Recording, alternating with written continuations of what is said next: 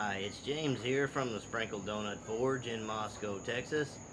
And once again, the missus has struck with a project for her, which I'm glad of because that's what blacksmiths do. You ask us to make something and we make it for you to the best of our abilities with what we have or what we buy to make it with. I'm going to be using the hammer. It was given to me by Granddad's Forge. Thank you, Rob.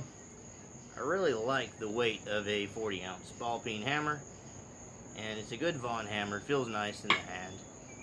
I'm gonna light my pipe, have a very quick smoke before I put these items in the fire with the lighter given to me from Trayson's Forge. Thanks, JT.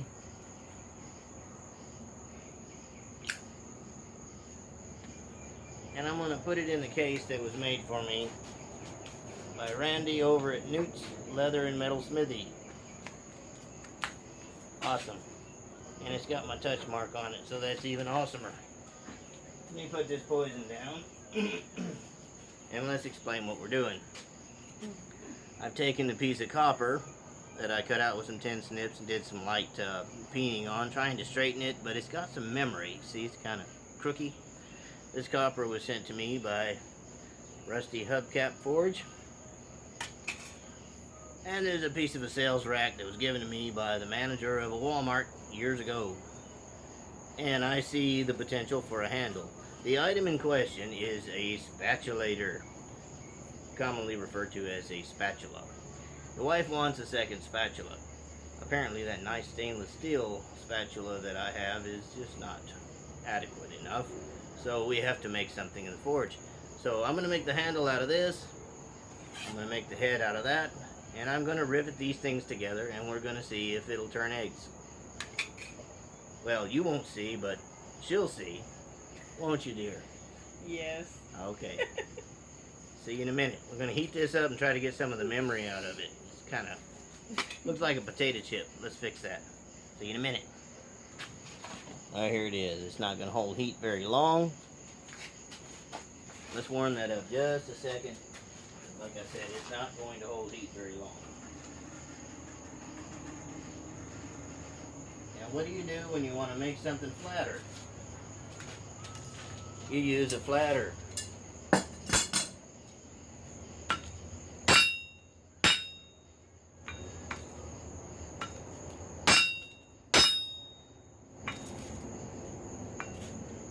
A flatter is a struck tool.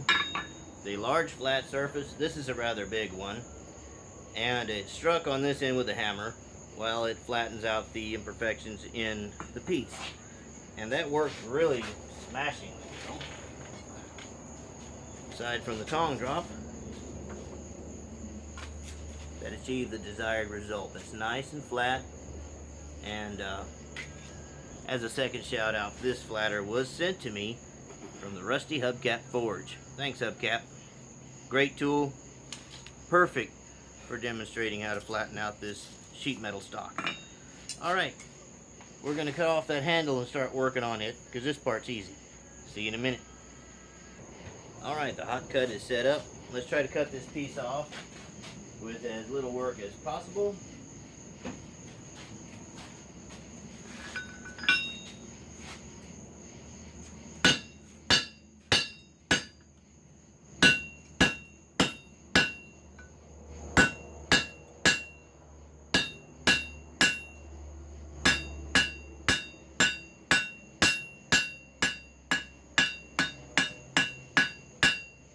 You see why I use a mild steel hot cut? It's not hurting the hammer, and it's easy enough to file it.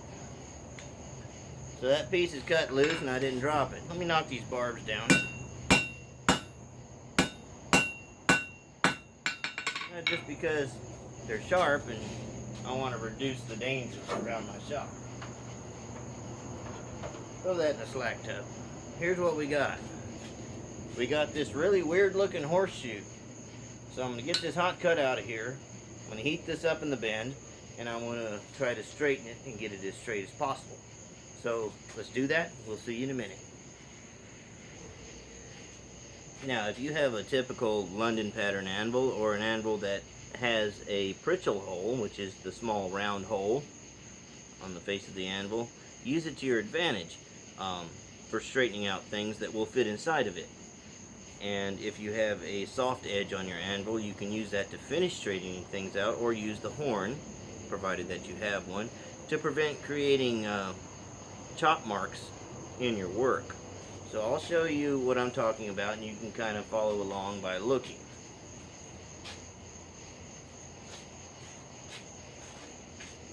Okay, that's kind of hard to get in there, but the metal's soft enough I can bend it. And look, I can go in that hole. You can assist it with the hammer, and you can get a bunch of that out of there. Now I'm going over a soft edge so I don't create a chop mark in the work.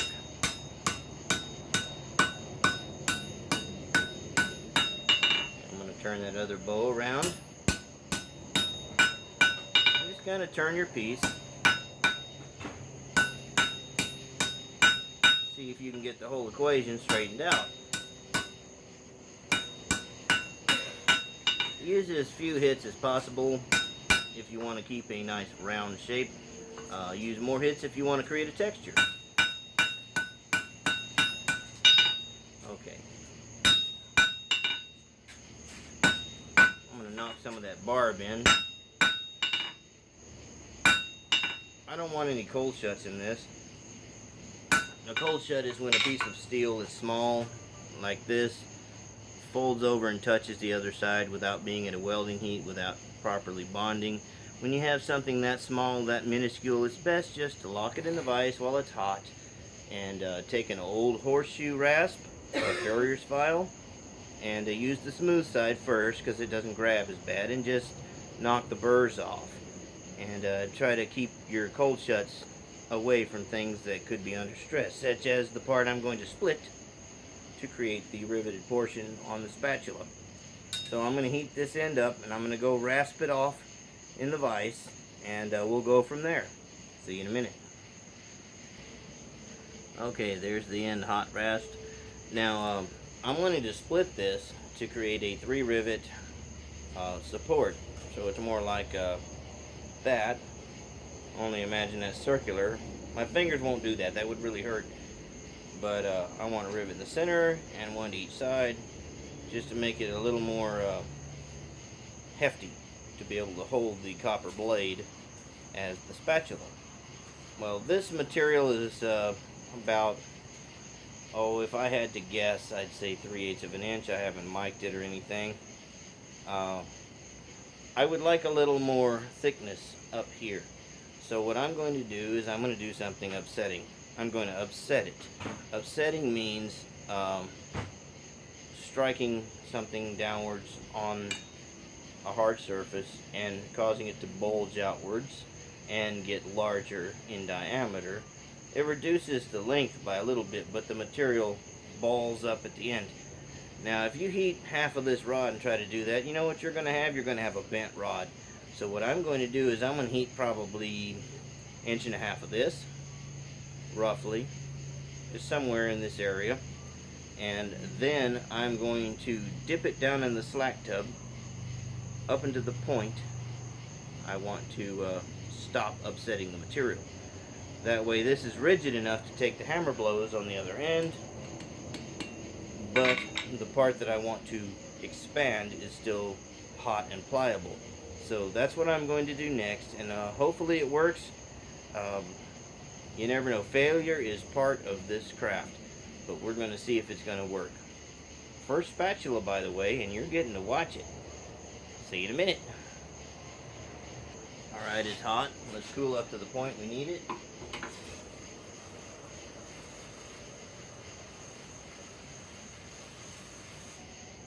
Try to upset just this little bit.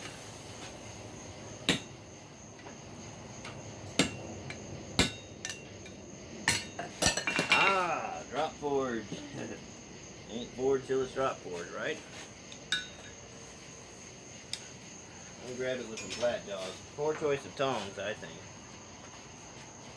And I dropped it. Try to keep it straight.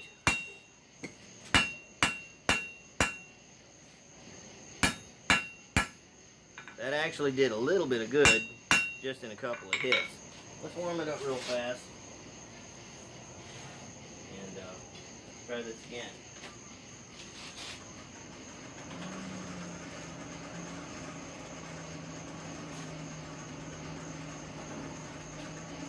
By the way, for those that have been following my channel and my forge rebuild, the difference between night and day.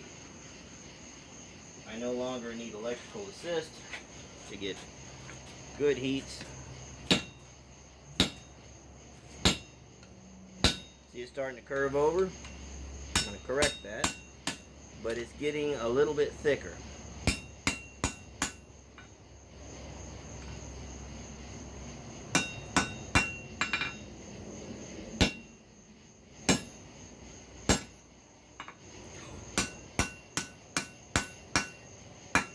There's a big frog in here coming to say hello.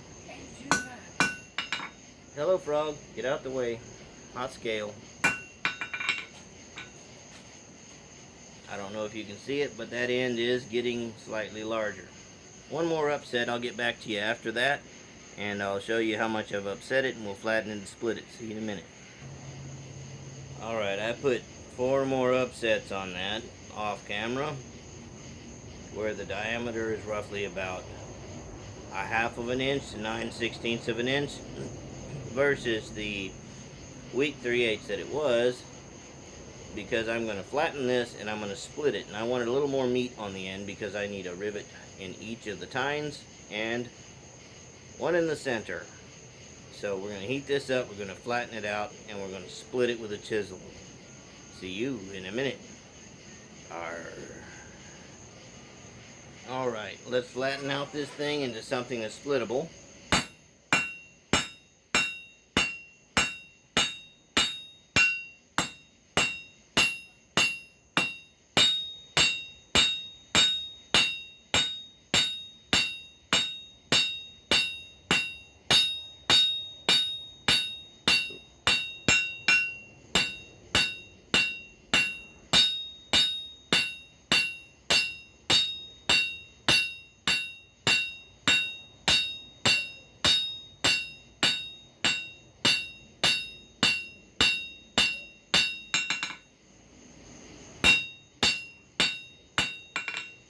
We got a decent spread on it, but it's still fairly thick.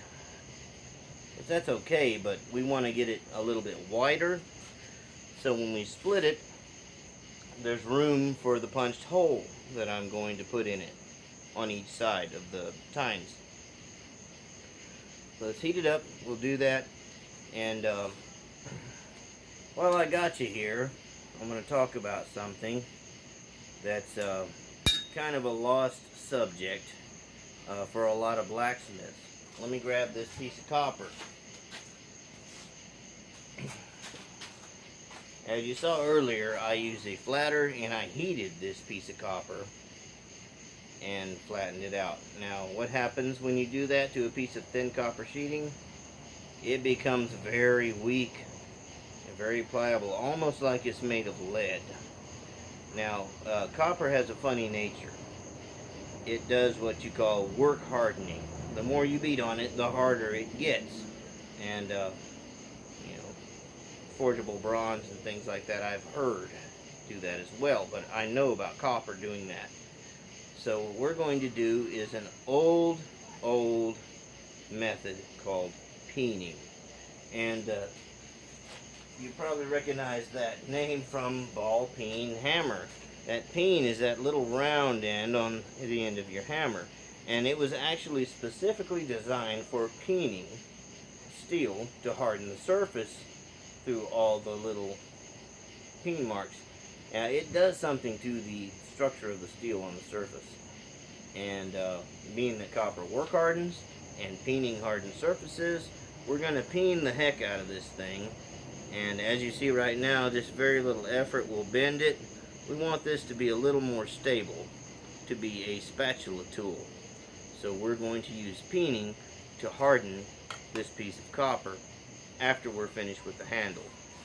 So in light of that, I'm going to put this down, we're going to work on the handle, and I'll show you all the millions of little strikes it takes to harden this piece of flimsy lead-like copper. So we'll see you in a minute. Alright, I've spread this material out large enough. Now, I know it looks bigger in the phone, but here's the punch that I'm using. So I need room for a hole and a hole, and it to be split, and the hole be relative to center, and I can put a third hole somewhere in this general vicinity. So that's what I'm after. I'm going to heat it up, we're going to split it, and see if we can form it and put the holes in it. See you in a minute. Yeah, I was told I need a shirt that says "see you in a minute" because, well, I might just put it on my apron because that's the part of me you see a lot, my big old gut. So I should say "see you in a minute." See you in a minute. Alright, let's split this. I'm going to try to get center, relative to center at the tip. I'm not worried about my heat going away because I'm establishing my split.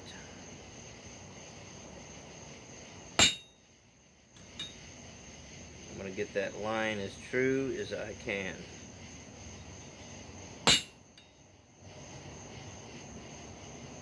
Alright, I'm going to run back over it. Make sure the tip of the chisel is engaged. Proper orientation.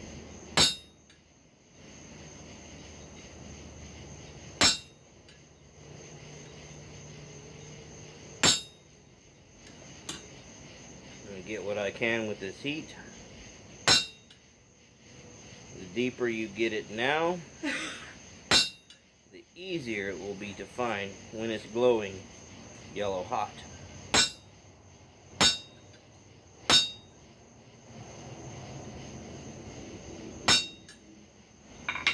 So that's how I want to split this thing.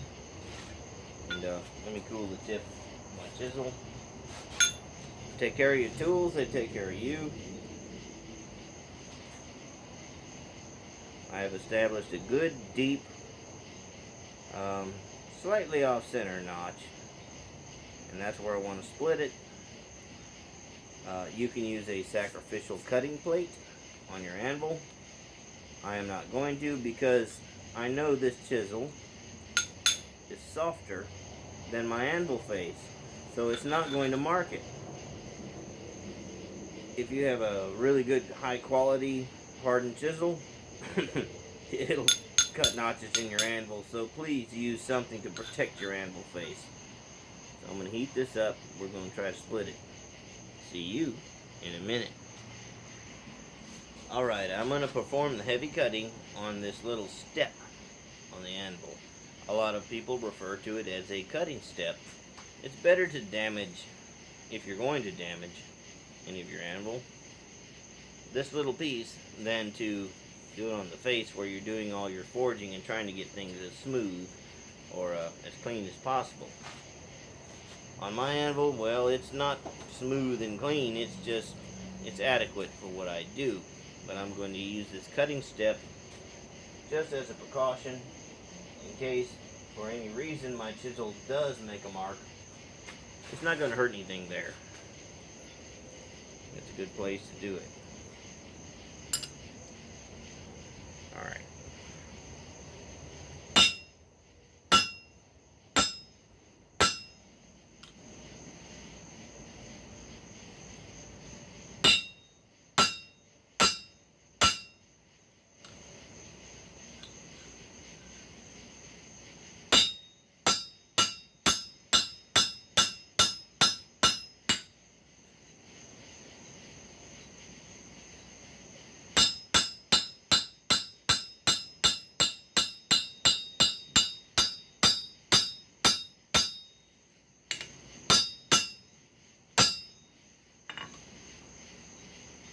Getting pretty close.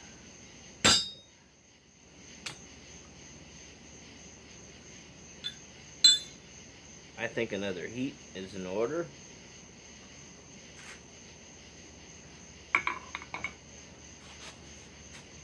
If you see we're getting there, let me give you an in profile look. You can see the metal is very thin and almost cut through. So we're getting there in a minute. Alright. Try to split this through. Might fall.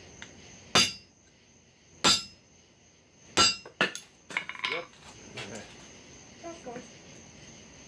My anvil is a little bit too high to use the third leg technique where you grasp the tongs between your legs, but that's due to my back issues.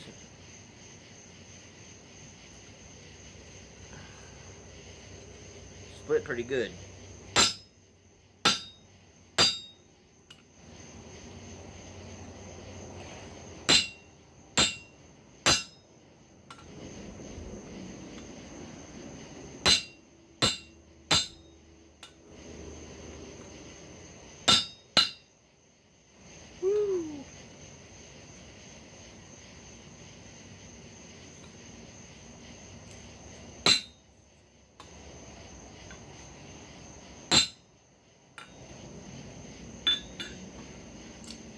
Well, it's split pretty good. Let me inspect my cutting step for damage. Nothing, not even a scratch. Okay, look at there, we got us a Y. Why? Because we split it, that's why. I'm gonna heat this up. I'm gonna spread that out. Try to knock down some of that rag. In fact, I think I will take this to the vise and file off some of that, just so we don't have those thin little foil-like layers on the edges. So I'll do that, we'll see you in a minute. Alright, let's take it over the edge of the anvil and spread this out. It'll want to bend to one side or the other. Straighten it.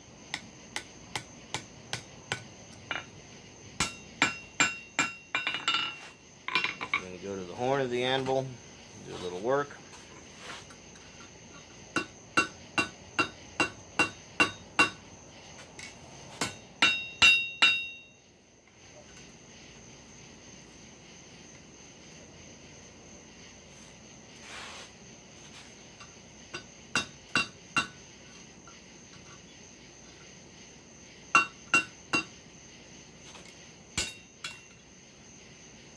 Using flat jaws.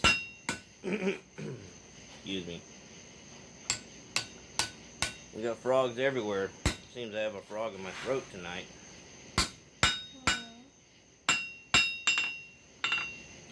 Well, I'm out of heat, but we're getting it to kind of like a wishbone. See you in a minute. Alright, I've got my little block up here. I'm going to kind of check and see. Spread that a little more.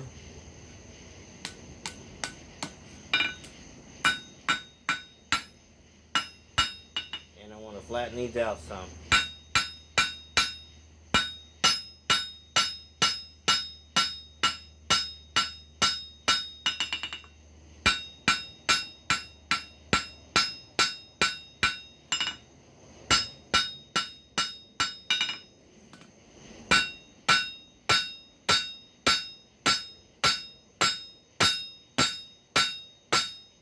Hitting in the Y from one side and the other.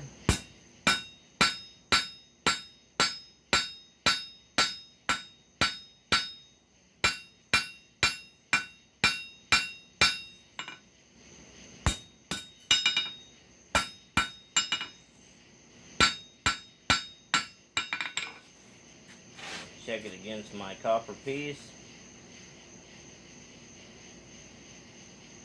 I think that's absolutely fantastic. That's what I'm going to use. So here's what we got. Need to punch 3 holes. You can just use the punch to mark it, but I'm going to use a center punch to mark it. Hopefully I can go straight to that tool. That's never the case.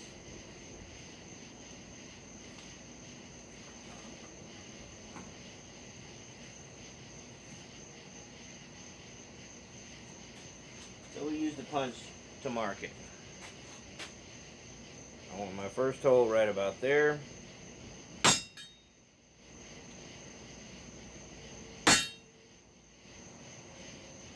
One here. It's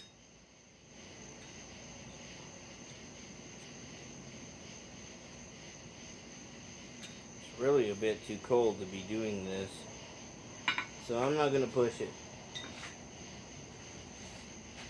If it's too cold, put it back in the fire. Don't get greedy. But you see, I'm marking my holes. See you in a minute. Alright folks, I'm going to tell you right now, this is going to be a two-part video, because my time is limited and I have to go power wash a house tomorrow. So let's see if we can get some holes punched. We'll do the peening and more interesting stuff and the fastening on the morrow, and I'll have more time to think about it.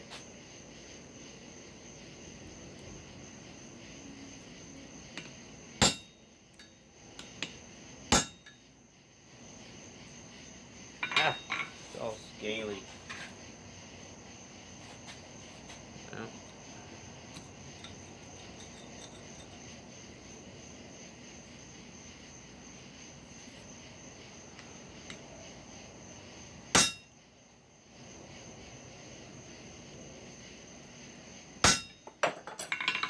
Rot forge.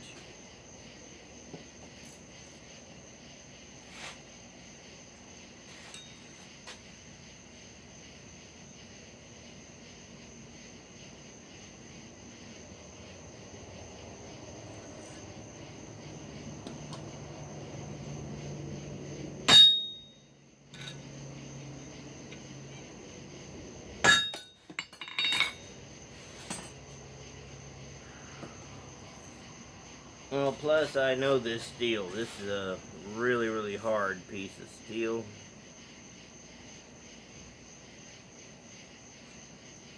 It's not like knife grade hard, but it's harder than mild.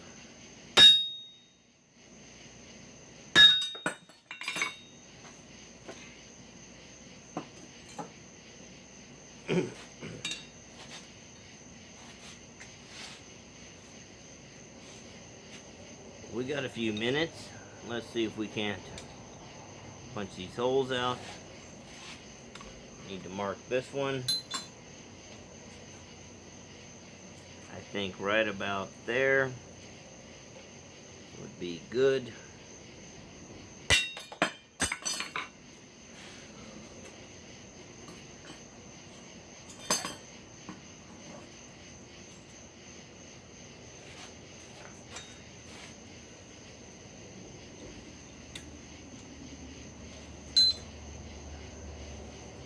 Not hot enough.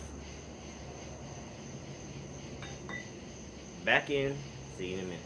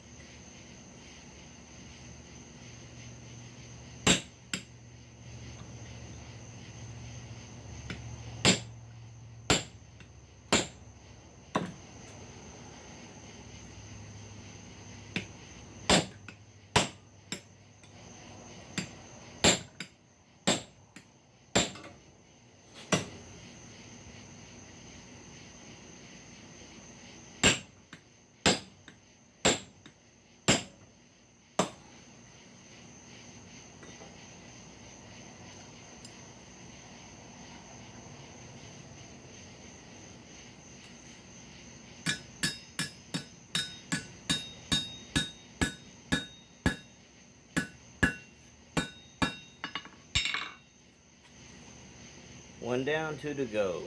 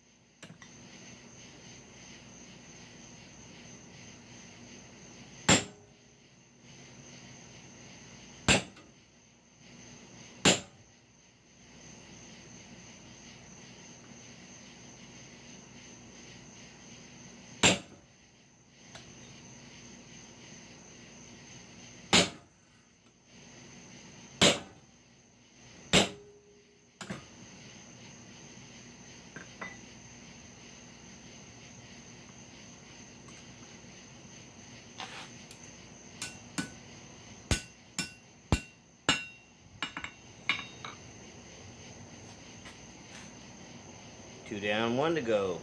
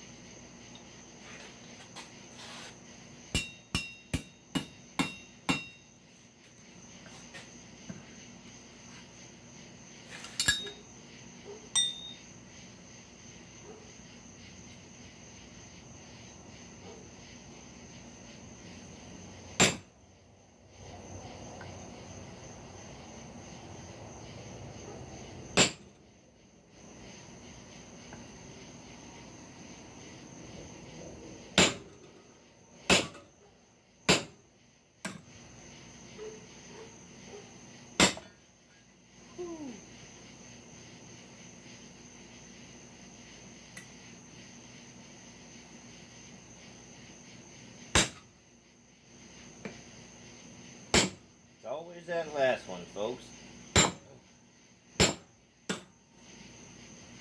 There it is.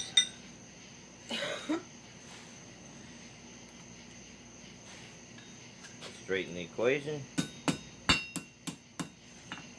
Not too much. Don't want to close the holes.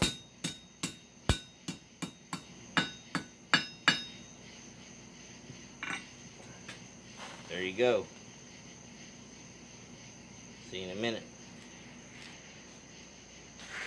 Well, here's what we got. We got us our Y with 3 holes punched, and it's going to engage the spatula head roughly like that. But this needs to be work hardened so it's not so flimsy, and we still have to draw a long taper and a scroll on this end to hang the tool up. So in light of it being so late in the evening, this is going to be a 2-part video, and I have to make the rivets for these holes made by this punch, which I have an old railroad spike in my drawer there that I have punched partway through to make short rivets just for this purpose. Well, for purposes like this. Anyway, stay tuned for the next installment of this video, and we're going to make something that will flip your eggs and do all your spatulator work around the homestead. That's all I got for this evening. Till next time, bye.